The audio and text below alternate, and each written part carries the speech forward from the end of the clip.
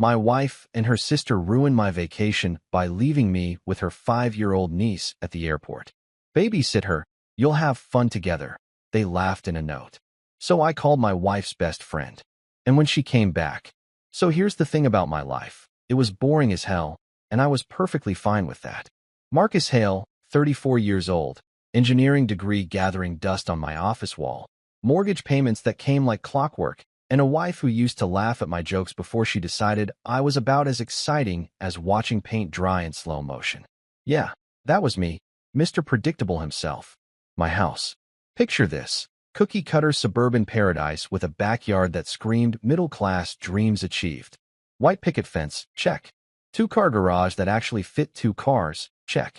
Kitchen island where Clara used to kiss me good morning before she started treating me like furniture she couldn't be bothered to dust. The American dream, baby, complete with the slow-motion relationship death that nobody warns you about in those mortgage commercials. Clara, my wife of 8 years, had this way of looking at me lately like I was a math problem she couldn't solve and was getting increasingly pissed off about it. You know that look, the one that says, "How did I end up here?" mixed with maybe if I roll my eyes hard enough, he'll get the hint. She'd gone from being my partner in crime to my personal critic, and damn if she wasn't thorough about it. "Marcus, you're so serious all the time," she'd say, usually while scrolling through her phone instead of looking at me. "Can't you just, I don't know, be spontaneous for once?" Spontaneous. Right. Because apparently planning our finances, maintaining our house, and being a responsible adult was the equivalent of watching grass grow. Sorry for not being the life of the party, Clara. Some of us actually give a shit about keeping the lights on. Then there was Natalie, Clara's younger sister. And boy, was she a piece of work. 27 years old and already divorced, which honestly should have been my first clue about the family I'd married into. Natalie had this superpower where she could turn any conversation into a personal therapy session about her latest drama. Broke up with boyfriend number 15? Emergency family meeting. Couldn't afford rent again? Time to guilt trip everyone into helping. Got a parking ticket? Clearly, the universe was conspiring against her. But here's where it gets complicated. Natalie had Zoe. Zoe was 5 years old and basically the only reason I didn't lose my mind at family gatherings. This kid had these huge brown eyes that lit up like Christmas morning every time she saw me. And she had this habit of running full speed into my legs for hugs that nearly knocked me over.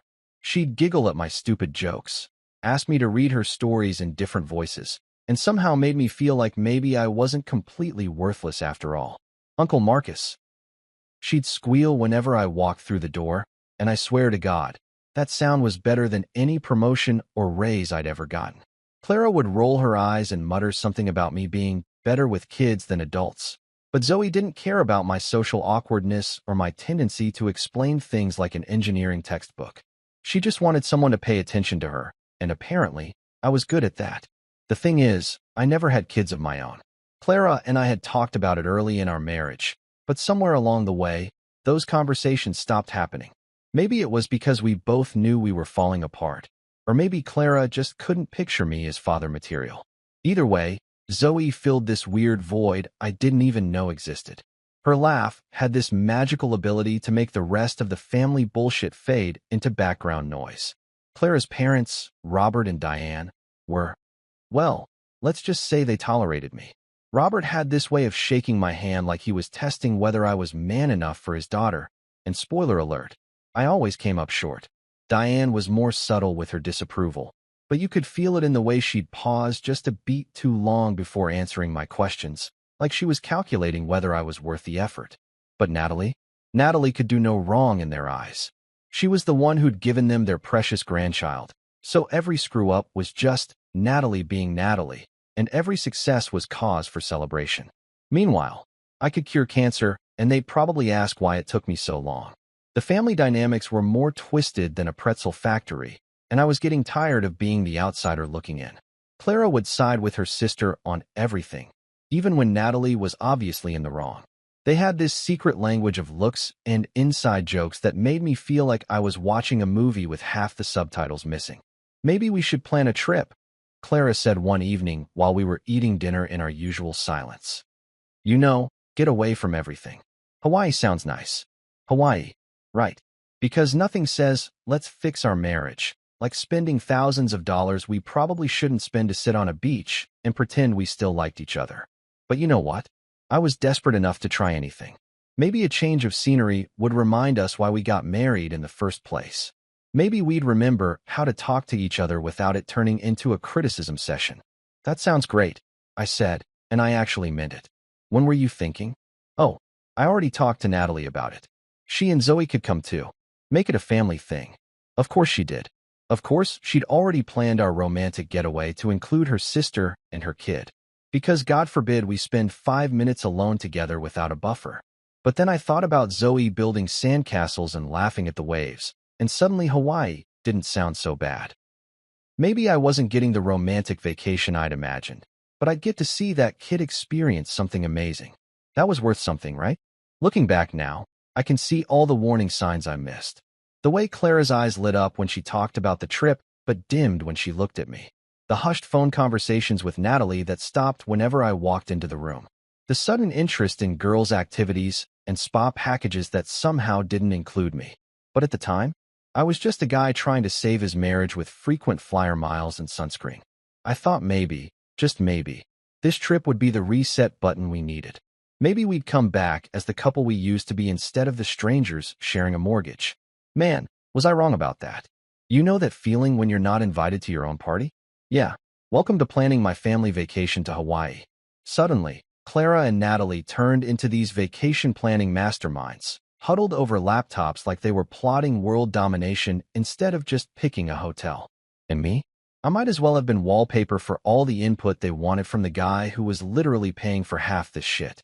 Marcus, we need to talk budgets, Clara announced one evening, spreading brochures across our kitchen table like she was dealing cards.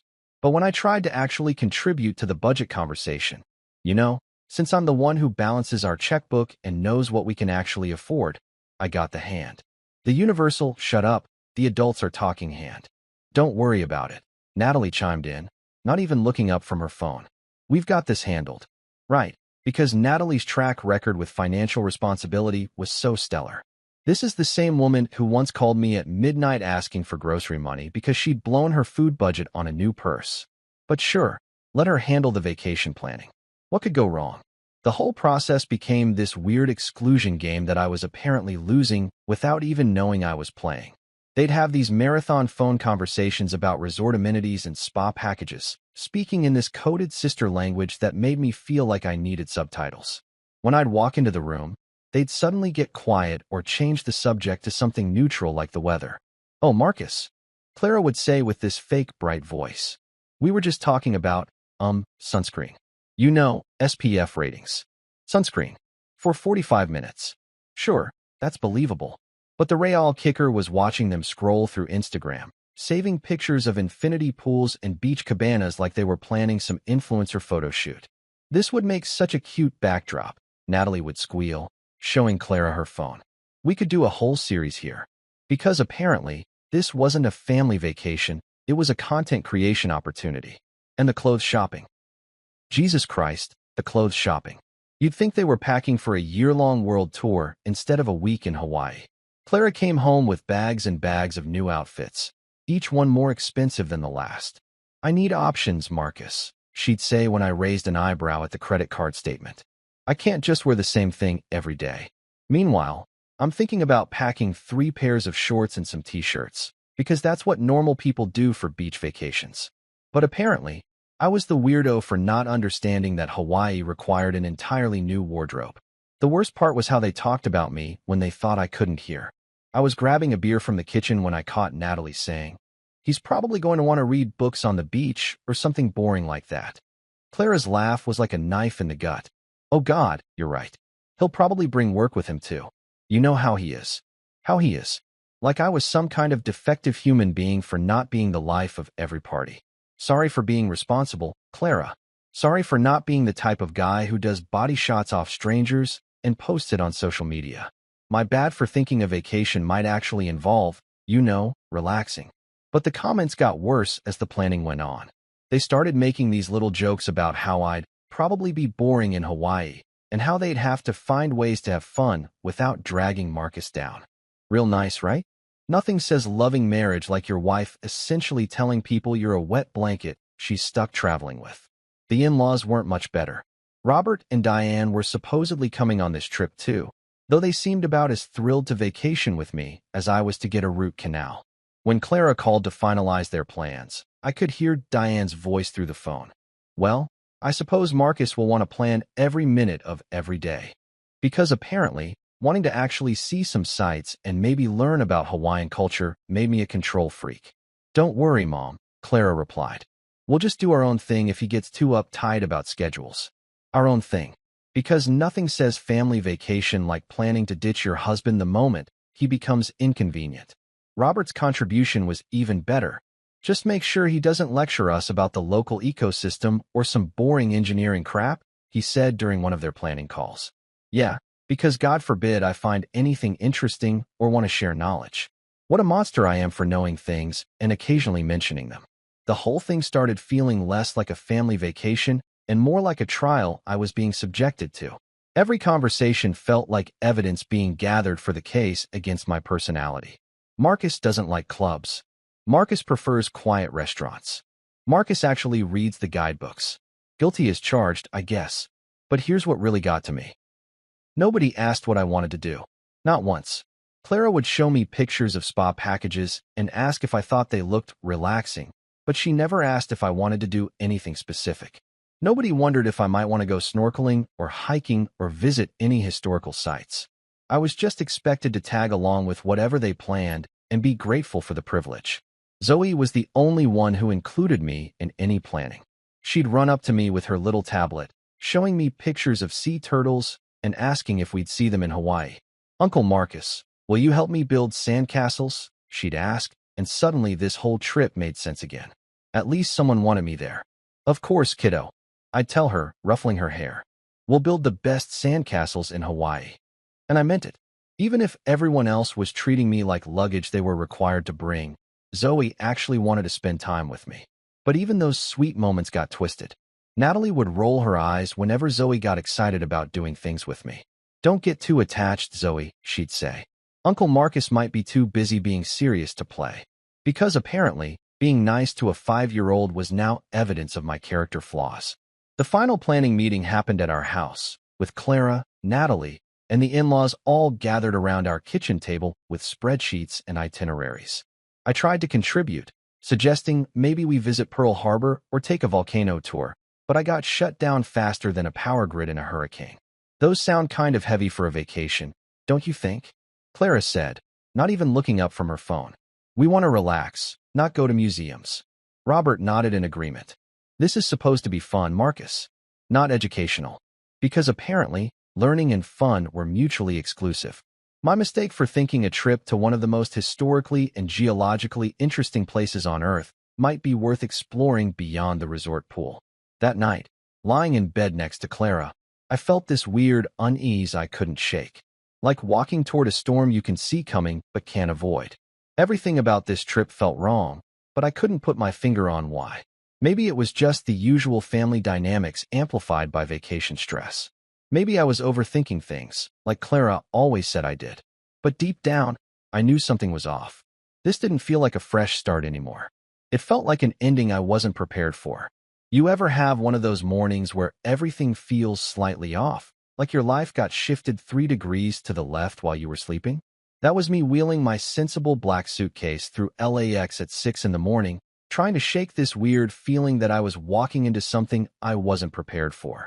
The airport was already buzzing with that pre-dawn energy of people who are either way too caffeinated or running on pure vacation adrenaline.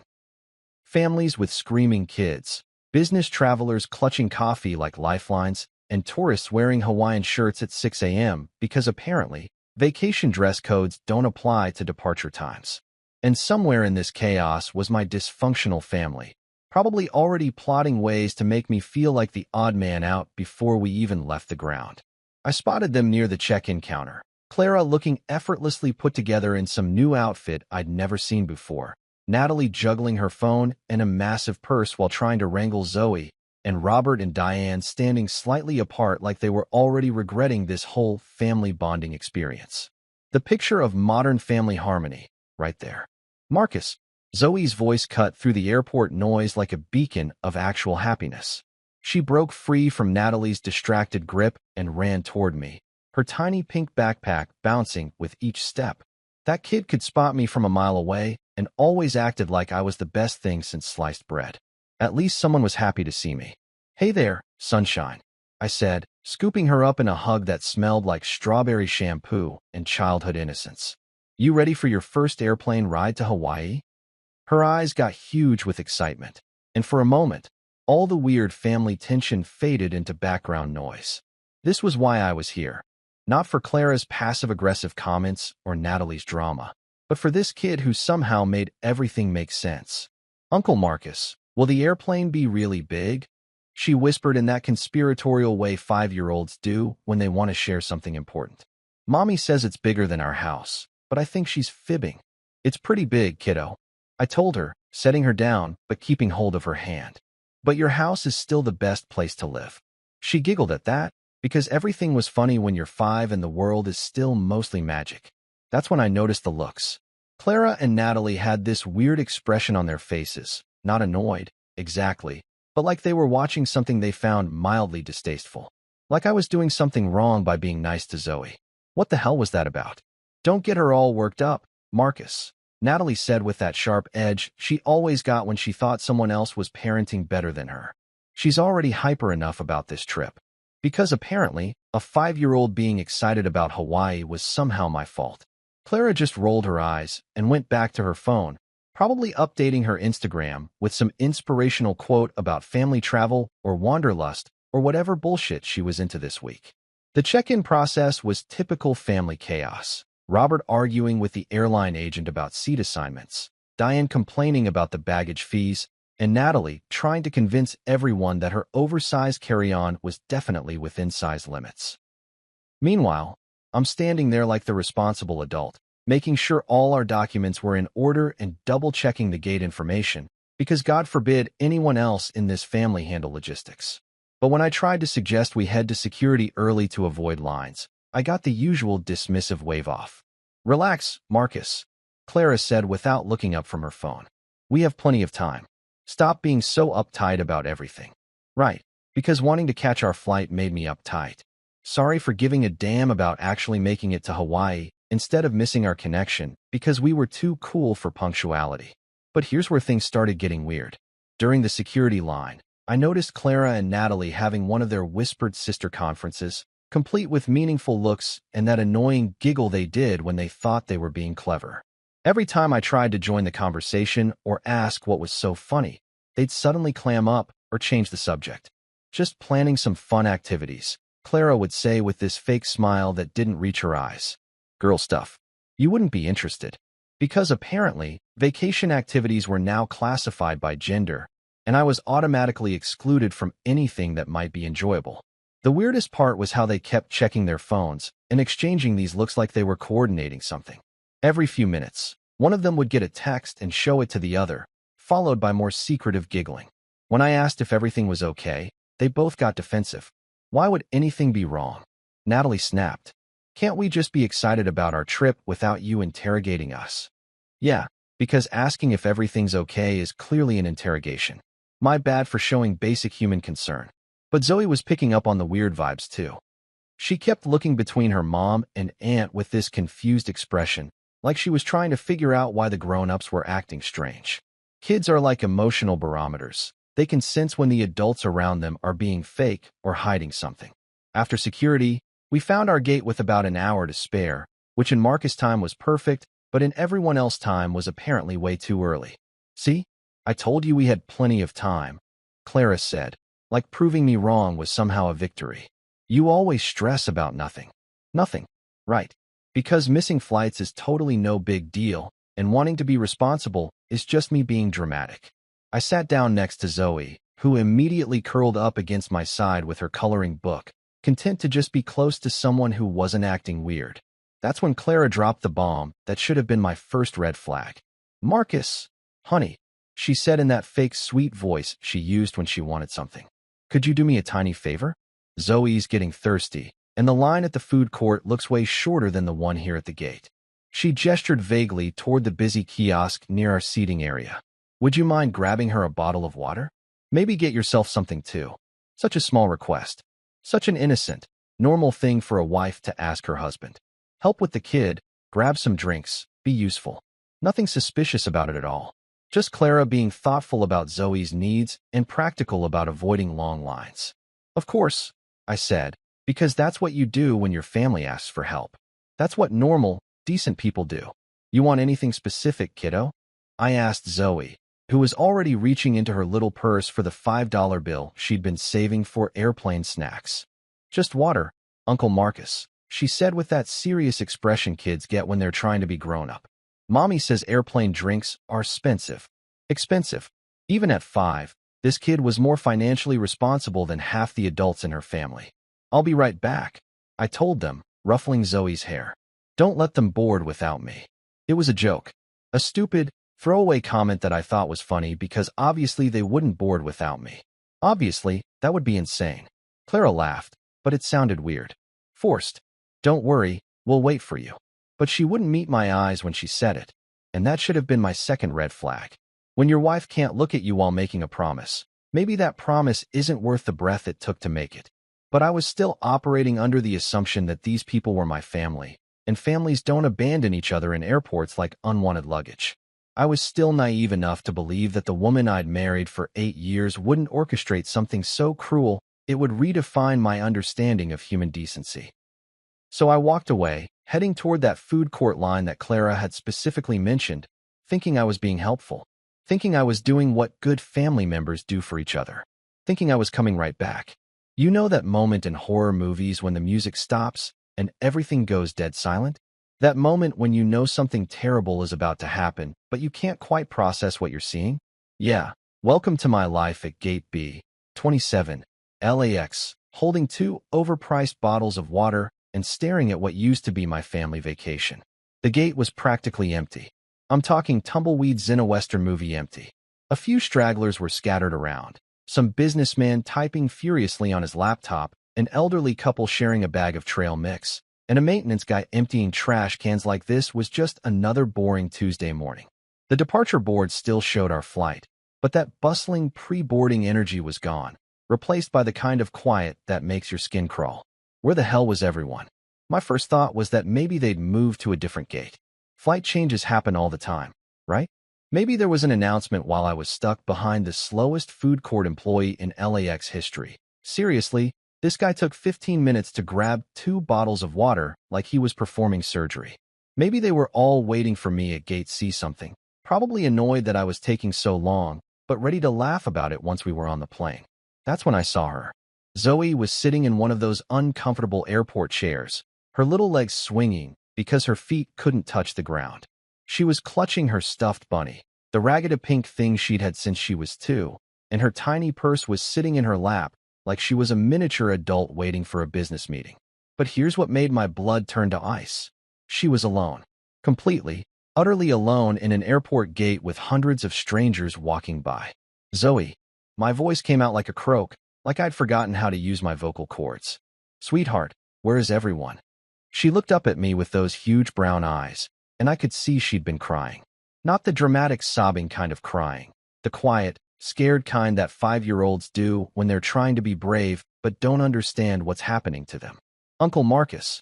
She jumped up and ran to me, wrapping her tiny arms around my legs like I was a life preserver in the middle of the ocean. I was waiting for you. Mommy said you'd come back. The relief in her voice hit me like a punch to the gut. This kid had been sitting here alone, probably terrified, but she'd trusted that I'd come back for her. Meanwhile, my brain was spinning like a broken compass, trying to make sense of what I was seeing. Where's your mom, honey? Where's Aunt Clara and Grandma and Grandpa? I knelt down to her level, trying to keep my voice calm even though panic was setting in like fog rolling off the ocean. Did they go to the bathroom? Are they getting snacks? That's when she held up the piece of paper. Folded neatly, my name written on the outside in Clara's handwriting. Zoe's little fingers were gripping it like it was important, like she'd been specifically told to give it to me. Mommy said to give this to you when you came back. She said in that matter-of-fact way kids deliver information that's about to destroy your entire world. She said you'd understand. My hands were shaking as I unfolded that piece of paper. I'm not kidding. Actual trembling like I was some kind of leaf in a hurricane. And what I read made absolutely no sense at first, like my brain refused to process the words because they were too insane to be real. Babysit her. You'll have fun together. Don't worry about us. We needed a peaceful vacation. Love, Clara and Natalie. I read it again, then one more time, because surely I was misunderstanding something fundamental about the English language or the basic concept of human decency. Babysit her. They had boarded a plane to Hawaii and left a 5-year-old child in an airport like she was a piece of luggage they couldn't be bothered to carry. My wife, the woman I'd been married to for 8 years, the woman who'd promised to love and honor me, had abandoned her niece in one of the busiest airports in the country and expected me to just, what? Figure it out? Uncle Marcus? Zoe's voice seemed to come from a million miles away. Are you okay? You look funny. Funny, right. I probably looked like I was having a stroke, which honestly wasn't far from how I felt. My vision was going weird around the edges, and there was this buzzing in my ears like someone had turned up the volume on the entire universe. I'm fine, sweetheart.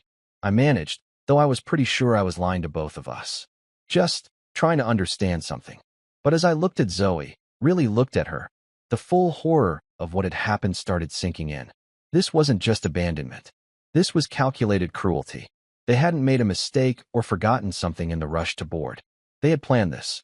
Clara's sweet request for water, the timing, the note. It was all orchestrated to leave me holding the bag. Or in this case, holding the child. Uncle Marcus, Zoe said in a voice so small it barely qualified as a whisper. Did Mommy leave me because I was bad? And there it was. The question that shattered what was left of my heart into roughly a million pieces. This beautiful, innocent kid was blaming herself for the fact that the adults in her life were selfish, cruel monsters who treated children like inconveniences. I scooped her up so fast she squeaked, holding her tight against my chest like I could physically protect her from the reality of what her family had just done to her. No, baby. No, no, no. You are perfect. You are the most perfect kid in the entire world, and this has nothing to do with you being bad. She buried her face in my shoulder, and I could feel her tears soaking through my t-shirt. But why did she leave me? How do you explain to a 5-year-old that some people are just fundamentally broken? How do you tell a kid that her mother chose a vacation over her own daughter? How do you make sense of something that doesn't make sense to a grown adult, let alone a child? I don't know, sweetheart. I whispered into her hair, which still smelled like that strawberry shampoo, and now also like airport air freshener and fear. But I'm here now, okay? I'm not going anywhere. The rage was building in my chest like a wildfire, but I pushed it down because Zoe didn't need to see that. She needed stability and safety, not some unhinged adult having a breakdown in the middle of LAX. There would be time for anger later. Right now, this kid needed someone to be the grown-up that everyone else had failed to be. Are we going to Hawaii too? She asked, pulling back to look at me with those trusting eyes that somehow still believed that adults could fix things. I looked at the departure board, then at the empty gate, then at this tiny person who'd been thrown away like garbage by people who were supposed to love her unconditionally. The flight was long gone, probably somewhere over the Pacific by now, carrying my wife and her family toward their peaceful vacation. No, kiddo, I said, surprising myself with how calm I sounded. We're going home. And we're going to figure this out together. Because that's what you do when the people you trusted most in the world show you exactly who they really are. You protect the innocent ones they left behind, and you start planning your next move.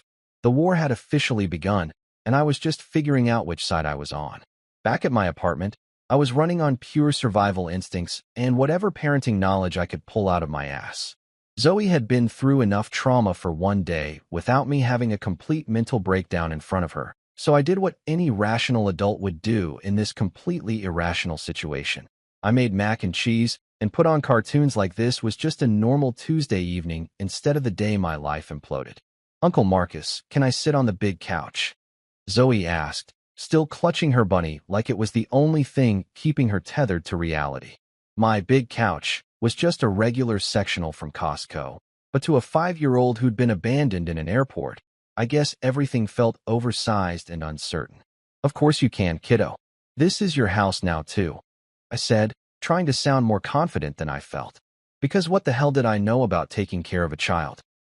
I could barely manage to keep my houseplants alive, and now I was supposed to be responsible for an actual human being with feelings and needs and a bedtime routine I knew nothing about. The mac and cheese was the boxed kind, Kraft, because I'm not some gourmet chef and my culinary skills peaked at scrambled eggs. But Zoe ate it like it was a five-star meal, probably because she was too tired and confused to complain. She kept looking around my apartment like she was trying to memorize everything, and it broke my heart to realize she was probably wondering if this was temporary or if she'd be abandoned here too. SpongeBob, she announced when I flipped through the channels, and for the first time all day, she actually smiled. A real smile, not that scared, trying to be brave expression she'd been wearing since the airport.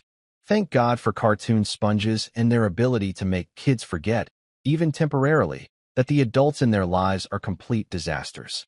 But while she was distracted by underwater shenanigans, my brain was spinning like a hamster wheel from hell. What was I supposed to do? Call the police? Child Protective Services? A lawyer? All of the above?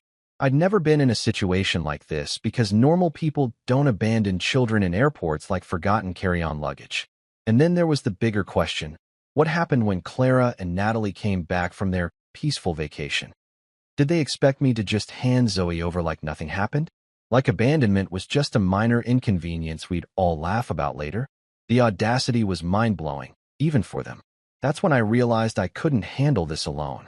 I needed someone who understood the players in this twisted family drama. Someone who might have insight into what the hell Clara and Natalie were thinking when they orchestrated this nightmare. I needed Ava. Ava Richardson had been Clara's best friend since college. One of those friendships that survived breakups, job changes, and general life chaos. She was also one of the few people in Clara's orbit who'd ever been genuinely nice to me, defending me when Clara would go on her "Marcus is boring" rants at parties. If anyone could help me make sense of this insanity, it was her. But calling her felt like crossing some kind of line. Ava was Clara's friend first, and I was about to drop a bomb that would probably end their friendship forever. Once I made this call, there was no going back to pretending everything was normal. This was me officially declaring war on my own wife. Zoe had curled up against my side, her tiny body finally relaxing as SpongeBob and Patrick did whatever cartoon characters do to make kids happy. She was safe, fed, and entertained, the basics covered. Now came the hard part. I waited until she dozed off, her little hand still clutching my t-shirt like I might disappear if she let go. Then I carefully extracted myself from the couch, covered her with a blanket, and stepped into my kitchen to make the call that would change everything. My hands were shaking as I scrolled through my contacts. Ava's number was there under A. Simple, alphabetical, completely normal. Nothing about this contact suggested I was about to drag her into the kind of family drama that ends up on daytime television. The phone rang once, twice, 3 times. Maybe she wouldn't answer. Maybe I'd have to leave a voicemail explaining that her best friend was a child-abandoning psychopath, which seemed like the kind of news that deserved a real conversation. Marcus. Her voice was cautious, confused. Why are you calling me? Is Clara okay? Right. Because the only reason Clara's boring husband would call would be if something had happened to Clara. In Ava's world, I probably didn't exist as an independent person capable of having my own emergencies. Clara's fine, I said, though fine was debatable considering she'd apparently lost her mind and her moral compass somewhere between security and the departure gate. She's in Hawaii, actually. Okay. Ava's voice got more confused. Then why are you? Wait. Aren't you supposed to be in Hawaii too? Wasn't this the big family vacation Clara's been planning for weeks? And there it was. The moment I had to say the words out loud and make this nightmare official. Clara and Natalie left Zoe at the airport. They flew to Hawaii without her. Without me. I found her sitting alone at the gate with a note telling me to babysit her. Silence. Not just quiet. Actual silence, like Ava had stopped breathing. I could practically hear her brain trying to process what I'd just said, trying to make it make sense in a world where people don't abandon children for vacation convenience. They what? Her voice was barely a whisper, like saying it too loud might make it more true. You heard me right. They left a 5-year-old kid at LAX and got on a plane to Hawaii. Clara sent me to get water, and when I came back, everyone was gone except Zoe. The anger was creeping into my voice despite my best efforts to stay calm. They left her, Ava. They left her like she was luggage they couldn't be bothered to carry. More silence. Then, Marcus, are you absolutely sure? Maybe there was a misunderstanding, maybe. The note was in Clara's handwriting. I cut her off. It said, babysit her, and don't worry about us. We needed a peaceful vacation. There's no misunderstanding here. They planned this. I could hear Ava moving around, probably pacing the way she did when she was trying to process bad news. She'd done the same thing at Clara's birthday party when her ex-boyfriend showed up drunk and started causing drama. Oh my God, she whispered finally. They really did it, didn't they? They actually did what they were talking about. Those words hit me like ice water. What do you mean, what they were talking about? Ava, did you know about this? No. God, no. Marcus, I would never. She was talking fast now, words tumbling over each other. But Clara mentioned something a few weeks ago. She was complaining about you being no fun on vacations, and Natalie joked about leaving you with Zoe so they could have a real girls' trip. I thought they were just venting, you know? I never thought they'd actually. She trailed off, but I could fill in the blanks. They discussed abandoning me and a child like it was a legitimate vacation strategy. They talked about it, planned it, and somehow convinced themselves it was acceptable. Ava, I need help, I said, and my voice cracked despite my best efforts to stay strong. I don't know what I'm doing. I've got a scared kid sleeping on my couch, and her mother just threw her away like garbage. I need to know what my options are, and I need someone who understands this family's particular brand of crazy. I'll be right over, she said without hesitation. Don't do anything until I get there, okay? Don't call anyone else yet. We need to figure this out together. After I hung up, I stood in my kitchen staring at my phone, feeling like I'd just pulled the pin on a grenade. This wasn't just about Clara and me anymore. This was about Zoe, about protecting a kid who'd been failed by every adult she should have been able to trust. But for the first time since I'd found that note, I didn't feel completely alone. Ava was coming, and maybe together we could figure out how to fix this mess. Or at least how to make sure Zoe never felt abandoned again. Ava showed up at my door 43 minutes later looking like she'd driven through a tornado, her usually perfect blonde hair pulled back in a messy ponytail, and her makeup-free face showing every one of her 32 years. She was carrying a grocery bag and wearing the kind of expression you see on people who've just witnessed a car accident. Shocked, horrified, but unable to look away. Where is she? She asked before I could even say hello, pushing past me into the apartment like she was on some kind of rescue mission. Sleeping on the couch, I whispered, nodding toward the living room where Zoe was curled up under my old college blanket, still clutching that ratty pink bunny. She's been out for about an hour. I think the day finally caught up with her. Ava stopped dead when she saw Zoe, and I watched her face crumble in real time. This wasn't some abstract concept anymore. This was a real kid, abandoned by people Ava had considered friends, sleeping on a stranger's couch because her own family had thrown her away like yesterday's newspaper. Jesus Christ, Marcus, she breathed, setting her bag on my kitchen counter with shaking hands. I brought some things, juice boxes, goldfish crackers, stuff kids like. I didn't know what else to do. That simple gesture hit me harder than it should have. Here was someone who barely knew Zoe but had thought to bring her comfort food, while her own mother was probably sipping Mai Tais on a beach somewhere without a care in the world. The contrast was so stark it made my chest ache. Thank you. I managed, though the words felt inadequate. I don't really know what kids eat for breakfast, and she's going to wake up eventually. We stood there for a moment, two adults staring at a sleeping child and trying to process the magnitude of what Clara and Natalie had done. The apartment felt different with Zoe in it, quieter somehow, but also more alive, like her presence had shifted the entire energy of the space. We need to talk, Ava said finally, settling into one of my kitchen chairs like she was preparing for surgery. And you're not going to like what I have to tell you. My stomach dropped. What do you mean? She pulled out her phone and started scrolling through what looked like screenshots. After you called, I went through Clara's Instagram, her texts, everything I could think of. Marcus, this isn't the first time they've put Zoe in danger. You just didn't know about it. The words hit me like a slap. What are you talking about?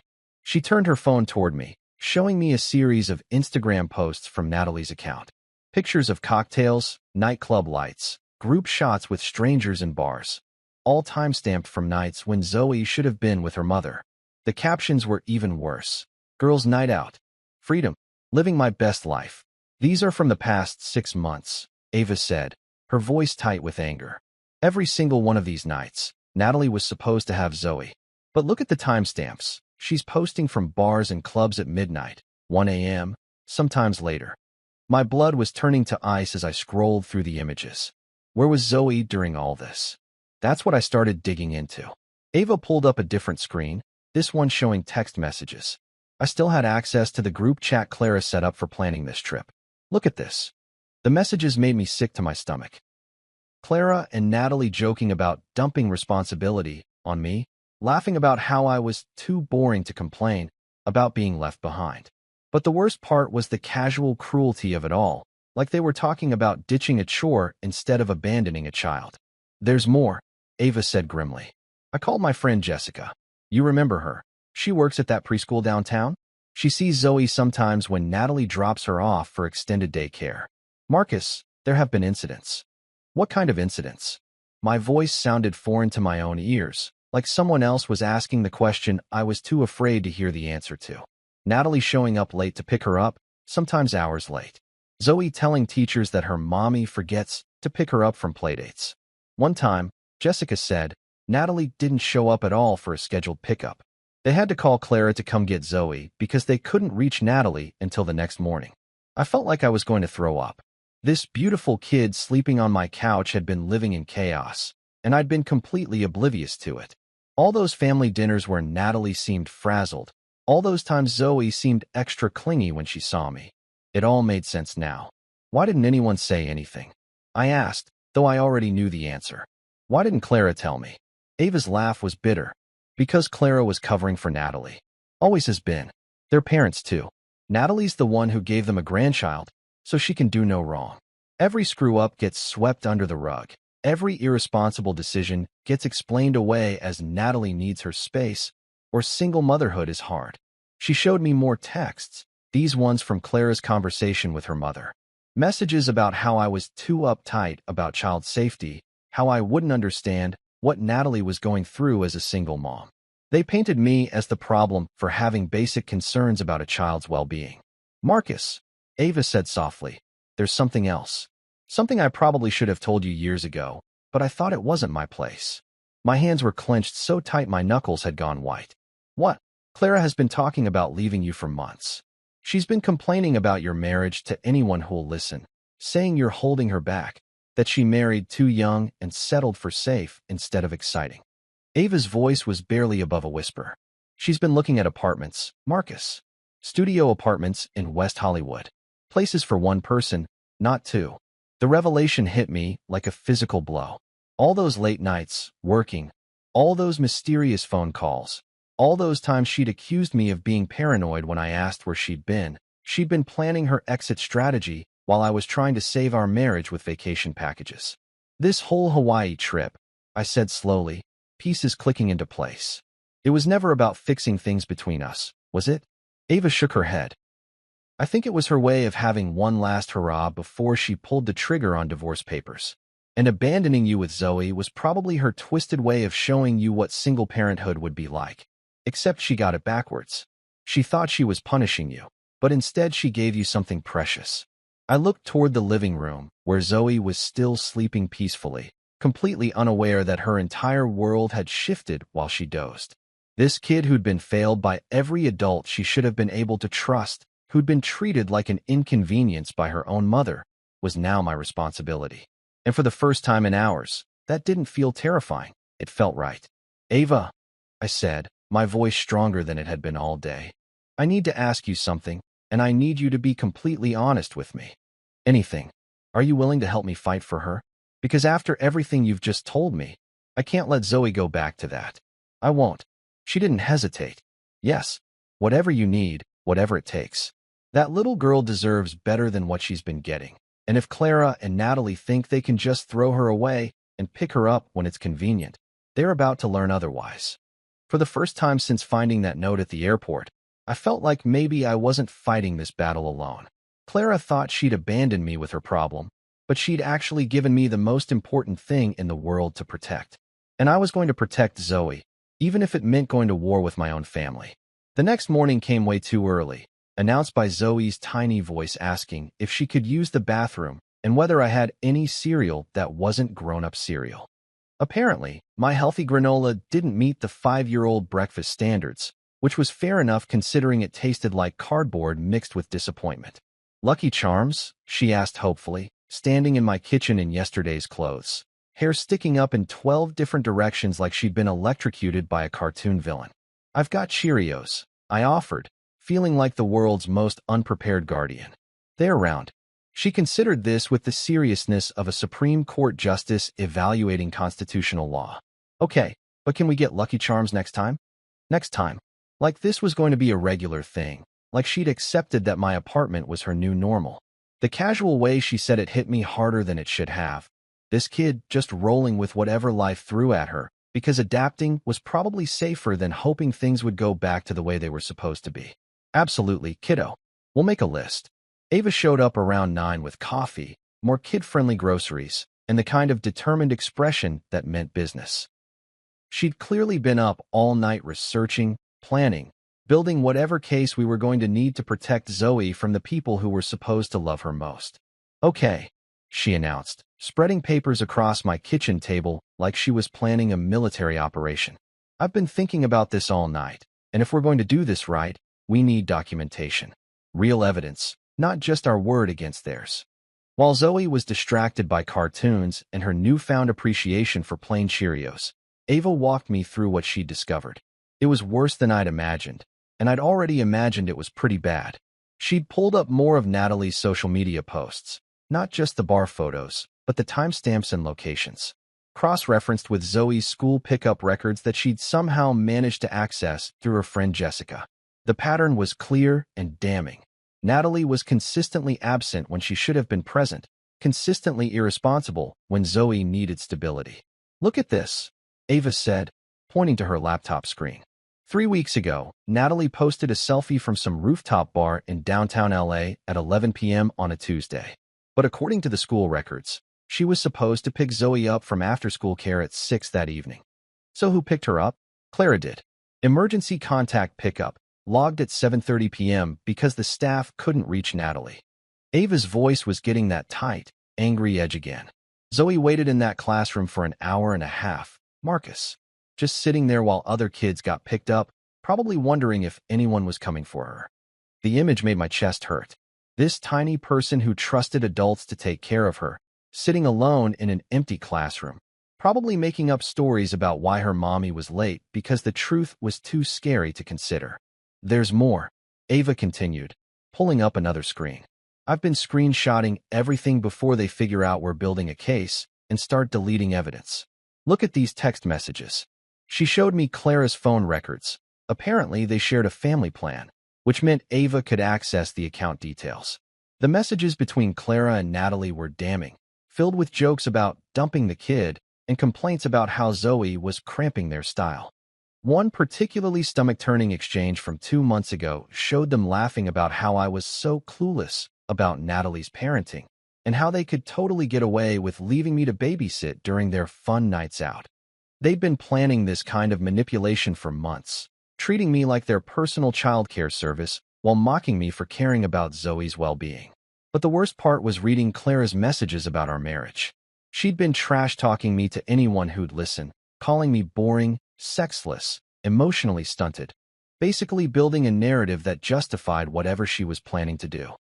She'd even joked about how abandoning me with Zoe would be good practice for the divorce because I'd finally understand what real responsibility feels like. Jesus, Ava, I said, pushing the laptop away because reading any more felt like picking at a wound that wouldn't heal. How long has she hated me this much? I don't think she hates you, Ava said quietly.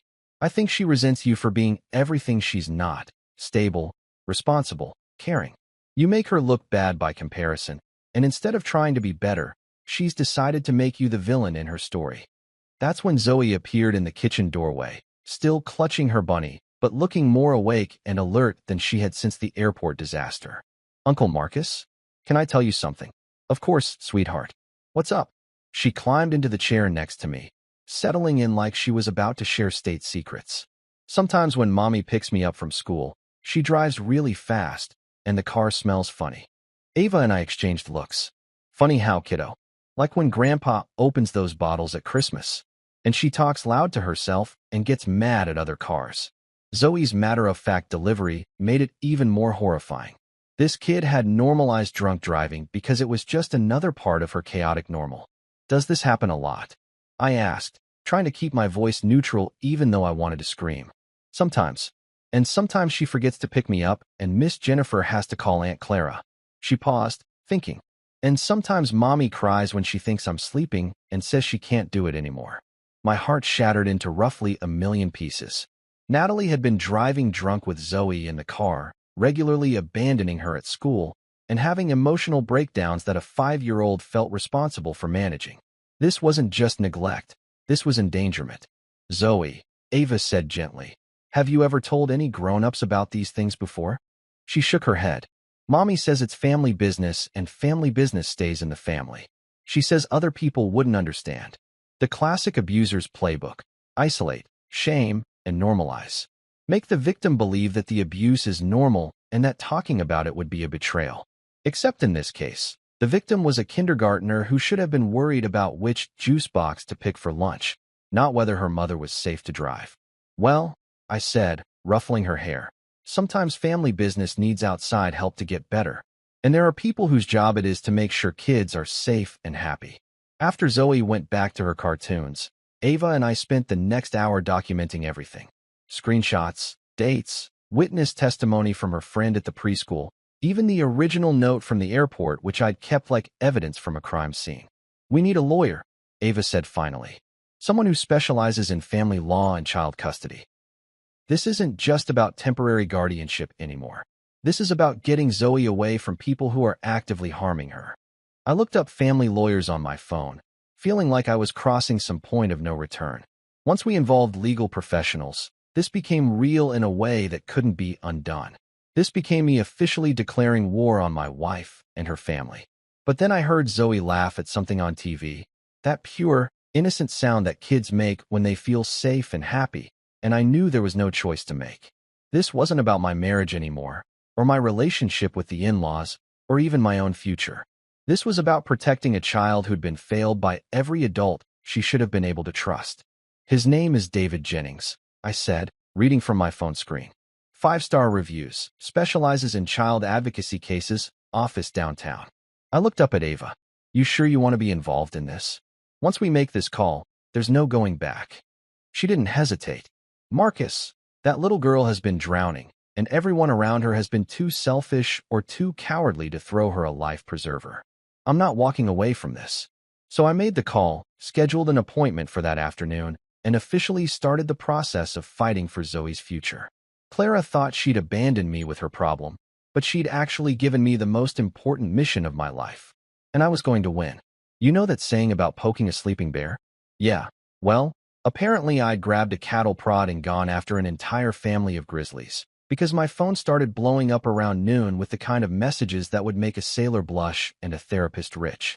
It started with Clara, of course. The first text came through while I was making Zoe a peanut butter and jelly sandwich, trying to figure out if the crust-cutting thing was actually necessary or just something they do in movies. The notification sound made me jump like I'd been caught stealing state secrets. Hope you're enjoying babysitting duty, honey. Face blowing a kiss, don't wait up. Having the time of our lives. #paradise, #sisters trip. The emoji made it worse somehow, like she was twisting the knife while pretending this was all just harmless fun. Like abandoning a child was some kind of cute joke we'd all laugh about later over family dinner. The hashtags were the cherry on top of this shit Sunday, broadcasting her freedom to the world while her niece was still asking when her mommy was coming back. I didn't respond. What was I supposed to say? Thanks for the heads up. Glad you're having fun while I figure out how to explain to a 5-year-old why her family threw her away like yesterday's garbage. Some conversations are better had in person, preferably in front of a judge. But my silence must have worried her, because the texts kept coming throughout the day. Pictures of tropical drinks, beach selfies with Natalie, group shots with Robert and Diane looking tanned and relaxed. Each one felt like a slap in the face. These people living their best lives while completely ignoring the emotional wreckage they'd left behind. Then around dinner time, When Zoe was coloring at my kitchen table and humming some song she'd learned at school, my phone rang. Clara's name on the caller ID made my stomach drop, but I figured I might as well get this conversation over with. Marcus, how's my favorite temporary babysitter? Her voice was bright and fake, probably influenced by whatever tropical nonsense she'd been drinking all day. Is Zoe being good for you? I knew you two would have fun together. Clara. My voice came out flat, emotionless, because I was trying really hard not to lose my shit while Zoe was in the room. We need to talk. Don't sound so serious. We're having the most amazing time here. The resort is incredible, the weather's perfect, and Natalie really needed this break. You know how hard single motherhood has been for her. Single motherhood. Right. Because abandoning your kid in an airport was just another challenging aspect of modern parenting that I clearly didn't understand. I called Ava. I said simply, and the line went dead quiet. Not just quiet, silent, like Clara had stopped breathing entirely. I also called a lawyer. The silence stretched for about 10 seconds, which in phone conversation time is basically an eternity. When Clara finally spoke again, her voice had lost all that fake sweetness and gone straight to ice-cold fury. You did what? You heard me. David Jennings, family law attorney, specializes in child advocacy cases. We had a very interesting conversation this afternoon about abandonment and endangerment. Marcus, don't be dramatic. It's just a week. Zoe's fine with you, and we needed some adult time. God, you're so uptight about everything. Uptight. There it was, Clara's favorite word for whenever I had the audacity to care about something she didn't want to deal with. Caring about a child's emotional well-being was uptight. Wanting families to actually take care of their children was uptight. Having basic human decency was apparently a character flaw in Clara's world. A week. I laughed, and it wasn't a nice sound. Clara, you left a 5-year-old alone in an airport. You abandoned her like she was a piece of luggage you didn't want to pay extra fees for. Oh, please. She wasn't alone. You were coming right back. And it's not like she's some random kid, Marcus. She's family. She's safe with you. The twisted logic was astounding. In Clara's mind, child abandonment was acceptable as long as there was someone around to clean up the mess. Like I was some kind of unpaid childcare service that she could activate whenever motherhood became inconvenient for her sister. That's when things got really ugly. Clara started yelling, her voice getting shrill and desperate as she realized I wasn't backing down from this fight. She called me controlling, manipulative, jealous of their family bond. She accused me of trying to break up their vacation out of spite, like this was all some petty revenge scheme instead of me trying to protect a child. You know what your problem is, Marcus? You've never understood this family. You've never understood what real loyalty means. We stick together, we support each other, and we don't run crying to lawyers every time someone asks for a favor. A favor? She called abandoning Zoe a favor. But Clara wasn't done. The floodgates had opened, and years of resentment came pouring out like toxic waste from a broken container. She told me I was boring, that I sucked the life out of every room I entered, that marrying me was the biggest mistake of her life. She said I was selfish and controlling, that I used my fake niceness to make everyone else look bad. And you know what else? She screamed, her voice so loud I had to hold the phone away from my ear. We don't even want kids with you. The thought of little boring mini Marcuses running around makes me want to throw up. That one hit different. Not because it hurt. Honestly, after everything I'd learned about Clara's character in the past 2 days, having kids with her sounded like a nightmare. But because Zoe was sitting right there at my kitchen table, coloring a picture of a house with a family of stick figures, and she looked up when Clara's voice got loud enough to hear through the phone. Is that my mommy? She asked quietly, and the hope in her voice was devastating. I covered the phone's microphone. Yeah, sweetie, but she's just talking to some other grown-ups right now. Keep coloring, okay? But Clara had heard Zoe's voice, and somehow that made her even angrier. Don't you dare turn her against us, Marcus. Don't you dare poison that little girl's mind with your victim bullshit. That's when I hung up. Because there are some lines you don't cross, and using a traumatized 5-year-old as ammunition in an adult argument is definitely one of them. But the phone calls didn't stop. Next came Natalie, drunk on resort cocktails and righteous indignation, screaming about how I was ruining her freedom and destroying her chance at happiness. She called me every name in the book, accused me of being obsessed with her daughter, Said I was trying to steal Zoe away because I was too pathetic to have kids of my own. You're not her father, she shrieked. You're nobody. You're just some loser my sister married who thinks he gets to have opinions about my parenting.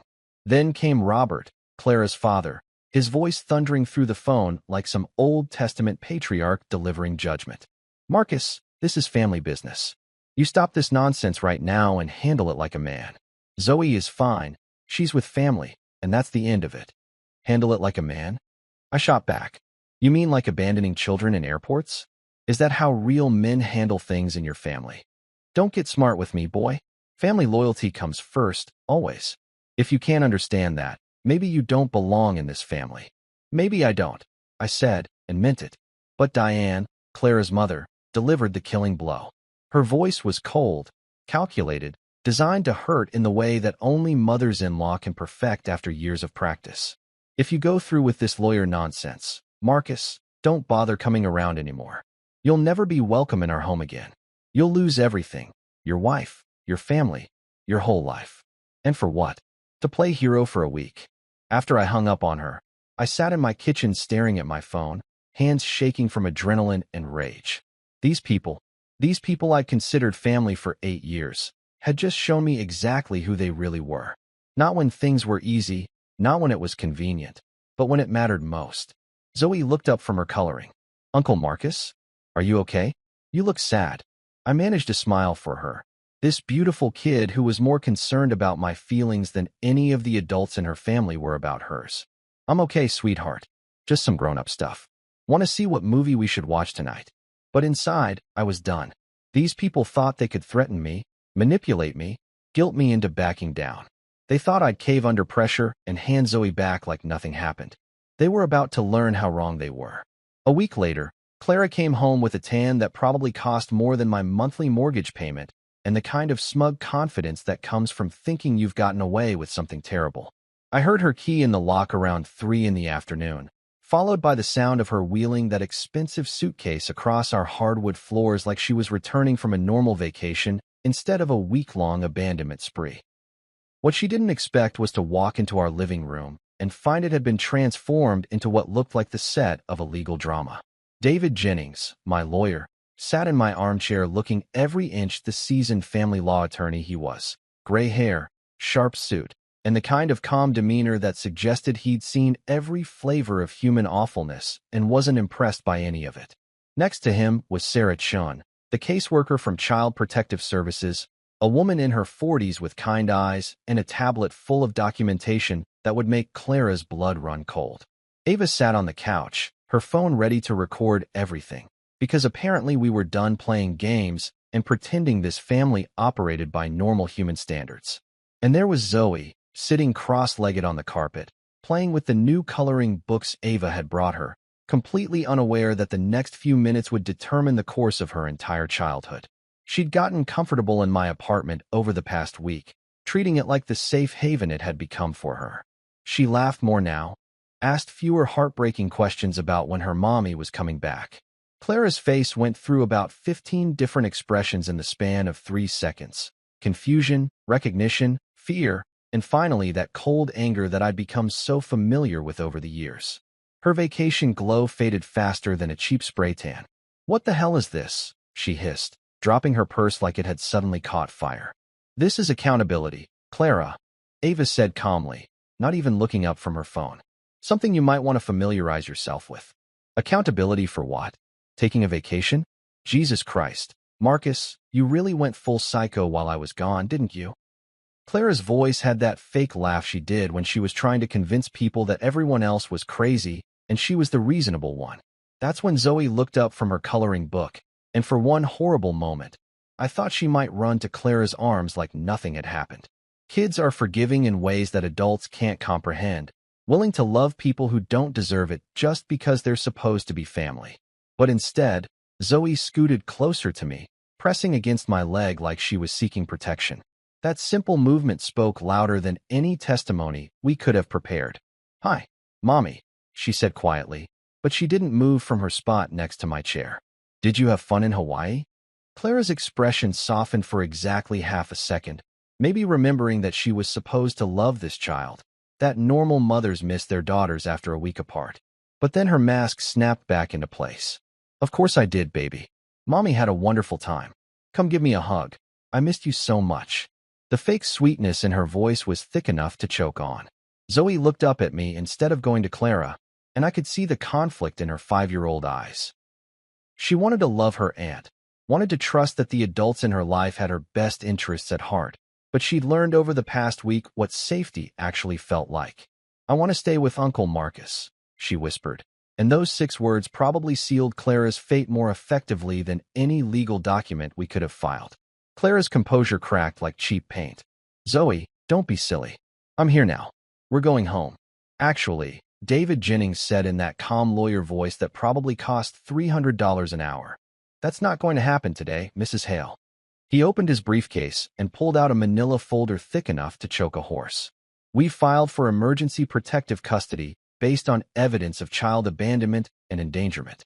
There's also been a formal complaint filed with Child Protective Services regarding the welfare of the minor child. Clara's tan went pale. You can't be serious. She's my niece. She's family. Family, Sarachin said, looking up from her tablet with the kind of expression that suggested she'd heard that excuse approximately 1,000 times. Doesn't typically abandon 5-year-olds in international airports. That's when Clara really lost it. The fake sweetness evaporated completely, replaced by the kind of raw fury that I'd only seen glimpses of during our worst fights. She started screaming about how this was all a misunderstanding, how I was being vindictive and jealous, how she'd never meant for any of this to happen. You're taking this completely out of context, she shrieked, her voice hitting decibels that probably violated noise ordinances. It was just a vacation. Marcus was supposed to understand. He's good with kids. I thought he'd enjoy the bonding time. Mrs. Hale, David said, his voice cutting through her hysteria like a scalpel. Are you claiming that abandoning a child in an airport was a favor to my client? It wasn't abandonment. It was. She was floundering now, realizing that none of her usual manipulative tactics were working on people who dealt with this kind of crap professionally. That's when Ava played her trump card. She pulled out her phone and started reading from Clara's own text messages, the ones we'd screenshotted before they could be deleted. Messages about dumping the kid and having a peaceful vacation away from responsibilities. Messages joking about how I was too boring to complain about being left behind. Clara's face went from angry to horrified as she realized her own words were being used as evidence against her. Those were taken out of context. That's private conversation. You can't use that. Actually, Sarachan said with the patience of someone who'd explained the legal system to hostile family members roughly 10,000 times. Text messages can absolutely be used as evidence in child welfare cases, especially when they demonstrate a pattern of negligence and abandonment. But the real nail in the coffin came when they showed Clara the airport security footage. Yes, there was actual video of them boarding that plane while Zoe sat alone at the gate, clutching her note and waiting for me to come back. The timestamp showed exactly how long they'd left her there, how calculated the whole thing had been. Clara watched herself on that tablet screen, probably seeing for the first time how her actions looked from the outside. Not like a harmless prank or a misunderstood favor, but like what it actually was. Child abandonment by people who were supposed to love and protect her. This is insane, Clara whispered, but the fight was going out of her voice. She's fine. Look at her. She's fine. She's fine because Mr. Hale has been caring for her, David said. But that doesn't excuse what you did to put her in this position. That's when Clara made her biggest mistake. Instead of apologizing, instead of showing any remorse for what she'd done to Zoe, she turned her fury on me. Like this was all my fault for not just rolling over and taking whatever abuse they wanted to dish out. You bastard, she snarled, her pretty face twisted with rage. You planned this whole thing, didn't you? You wanted to make me look bad, wanted to play the victim like you always do. Well, congratulations, Marcus, you got what you wanted. You finally have someone who thinks you're worth something. She gestured toward Zoe, who had gone very quiet and very still against my leg. But you know what? She's not really yours. She'll never be really yours. And when this is all over, when the courts see what a manipulative piece of shit you really are, she'll come back to her real family. Then came the killing blow, the words that proved exactly what kind of person Clara really was. No wonder we never had kids, Marcus. Look at you, pathetic, clingy, desperate for anyone to need you. You'd probably ruin them just like you've ruined everything else in your life. The room went dead silent. Even Zoe looked up, sensing that something important had just happened, though she was too young to understand the full cruelty of what Clara had just said. But Sarah Chun understood. David understood. Ava understood. And they all saw Clara for exactly what she was. Not a concerned family member or a woman making a mistake, but someone who would weaponize a child's trauma to hurt the person trying to protect her. Mrs. Hale, David said quietly, I think you should leave now. This isn't over, Clara hissed, grabbing her purse and heading for the door. This isn't even close to over. But as the door slammed behind her, I looked down at Zoe, still pressed against my leg, still trusting me to keep her safe, and realized that maybe, for the first time in this whole nightmare, Clara was wrong. Maybe it was over. Maybe we'd just won. 6 months later, I'm standing in a courthouse that smells like old wood and broken dreams, watching Judge Patricia Martinez review the final custody decision that would officially make Zoe mine. Not biologically mine, obviously.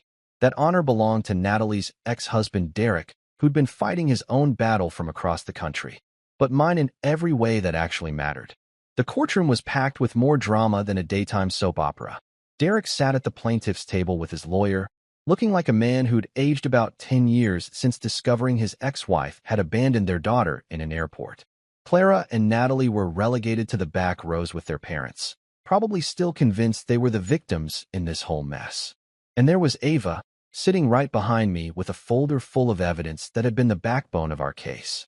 Judge Martinez was one of those no-nonsense women who'd probably seen every variation of family dysfunction that humanity could produce and wasn't impressed by any of it. She'd spent the morning reviewing testimony, examining evidence, and listening to social workers describe Natalie's pattern of neglect with the kind of clinical detachment that comes from dealing with shitty parents for a living. In the matter of custody for minor child Zoe Elizabeth Morrison, she began, her voice carrying the weight of absolute authority. This court has reviewed extensive evidence of abandonment, neglect, and endangerment by the respondent, Natalie Morrison. The airport security footage had been the smoking gun that buried any chance Natalie had of maintaining custody. Watching her laugh with Clara as they boarded that plane while their 5-year-old niece sat alone at the gate, that single piece of evidence had done more to convince the judge than any testimony we could have provided. But it was the pattern that had sealed the deal. All those late pickups from school, all those nights Natalie had gone clubbing while Zoe was supposed to be with her, all those times she'd pawned her daughter off on whoever was convenient so she could live her best life. It painted a picture of a woman who viewed motherhood as an inconvenience rather than a responsibility. The court finds that Ms. Morrison has repeatedly demonstrated an inability to prioritize her child's welfare over her own desires. Judge Martinez continued. The evidence of abandonment at Los Angeles International Airport represents not an isolated incident, but the culmination of a pattern of negligent behavior. Clara shifted uncomfortably in her seat. She tried to distance herself from Natalie's actions during her own testimony, claiming she'd just been supporting her sister and hadn't really understood how bad things had gotten. But Ava's screenshots of their text messages had blown that defense out of the water. There's something about seeing your own cruel words read aloud in a courtroom that tends to destroy any pretense of innocence. Furthermore, the judge said, this court is deeply troubled by the respondent's continued lack of accountability for her actions.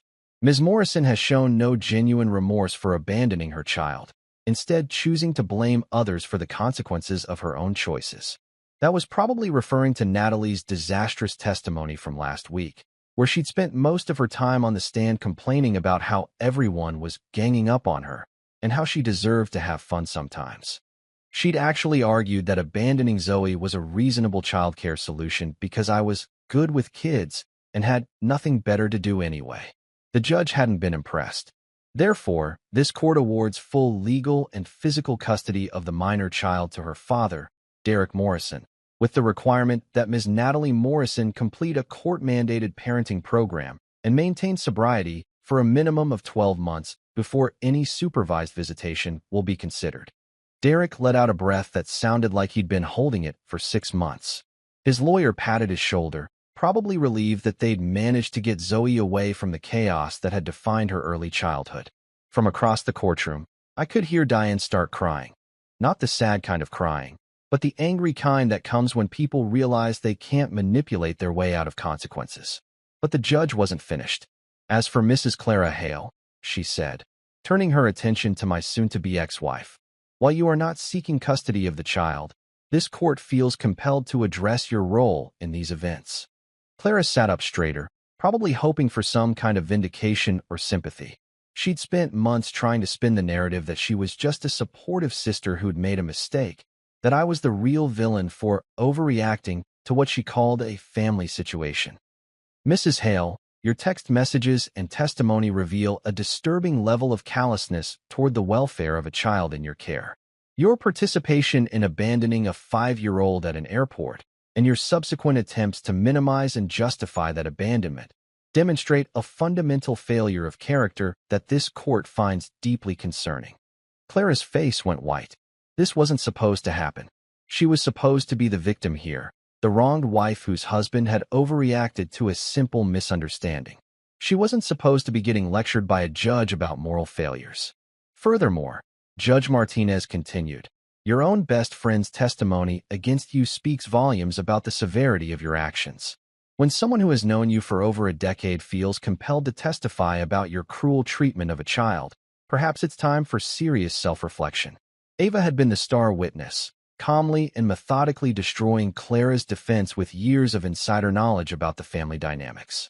She'd testified about the pattern of treating Zoe as an inconvenience, about Clara's complaints that I was too attached to my niece, about the planning that had gone into the airport abandonment. Watching your best friend methodically dismantle your character in front of a judge has got to be a special kind of hell. But the real moment of truth came when they brought Zoe in for the final custody transition. She'd been staying with a foster family for the past month while the legal process played out, a lovely couple who specialized in temporary placements for kids caught in custody battles. But today, she was going home with Derek, the father who'd fought across 3 states to get his daughter back. She looked smaller somehow in her little blue dress, clutching that same pink bunny that had been her constant companion since the airport. When she saw Derek, her face lit up with the kind of pure joy that makes your chest ache. "Daddy," she squealed, running into his arms like she'd been saving up that hug for months. But then she saw me, and her expression got complicated in the way that 5-year-olds' faces do when they're trying to process big emotions. She wiggled out of Derek's arms and ran over to me, wrapping her tiny arms around my legs in that same desperate hug she'd given me at the airport. "Uncle Marcus," she whispered, "are you coming with us?" And there it was, the question that had been haunting me for weeks. Derek and I had worked out an arrangement. He lived in Portland now, had a good job and a stable home, everything Zoe needed for a fresh start. But that meant I'd be 3 states away from this kid who'd somehow become the most important person in my world. "Not right away, sweetheart," I said, kneeling down to her level. "But Daddy's going to take really good care of you, and I'm going to come visit all the time. And maybe sometimes you can come visit me too." She considered this with the seriousness that kids bring to major life decisions. "Will you still read me stories? Every time I see you. I promise. And will you still make the funny voices? Especially the funny voices." That seemed to satisfy her, because she nodded and went back to Derek, who was looking at me with the kind of gratitude that doesn't need words. He mouthed "thank you" over Zoe's head, and I knew he understood what this kid meant to me, how saving her had somehow saved me too.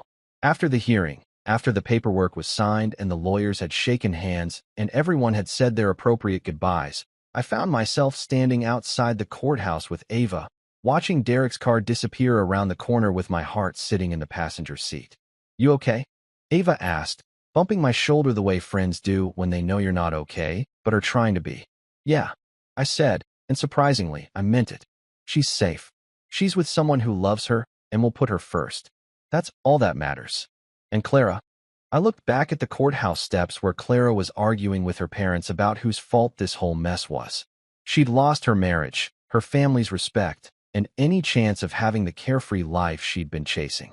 The divorce papers were already filed, the house was going on the market, and I was starting over at 34 with nothing but a clear conscience and the knowledge that I'd done the right thing when it mattered most.